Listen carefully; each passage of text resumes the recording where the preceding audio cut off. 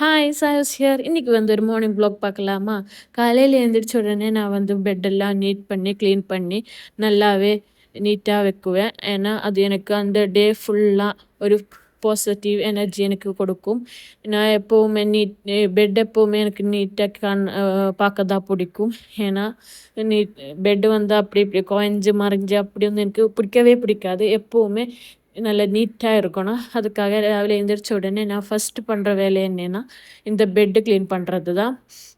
அதுக்கப்புறம் நான் கிச்சன்ல போயிட்டேன். நான் என்னோட உம்மா வீட்ல இருந்ததுனால, அவ்வளோ வேலை எனக்கு கிடையாது. உம்மா ஹாஸ்பிட்டல் போனதுனால, எனக்கு வேண்டிய எல்லாமே ரெடி பண்ணி வச்சிருந்தேன். ஒன்லி கிளீனிங் மட்டும் தான் எனக்காக வச்சிருந்தது. அதனால அங்கேயும் இங்கேயும் போட்டிருந்த பாத்திரங்கள் எல்லாம் கழுகி வச்சு ரொம்ப க்ளீனாக வச்சுருந்தேன். எனக்கு கிச்சனில் வேலை பண்ணணுன்னா ரொம்ப க்ளீனாக சூப்பராக இருக்கணும். ஏன்னா அங்கே இங்கே பாத்திரம் போட்டு க்ளீன் இல்லாமல் இருக்கிறது எனக்கு பிடிக்கவே பிடிக்காது. எனக்கு வேலை பண்ணணுன்னா ரொம்ப க்ளீனாகவே இருக்கணும். இன்றைக்கி என்னோட பிரேக்ஃபாஸ்ட் தோசை வித்து சட்னி தான். அதில் கொஞ்சம் குக்கும்பர் சாலடும் கூடி நான் கொஞ்சம் சின்னதாக ஒரு டயட்டில் இருக்கேன். இருந்ததுனால அதில் சாலட் கூட இன்க்ளூட் பண்ணிக்குவேன்.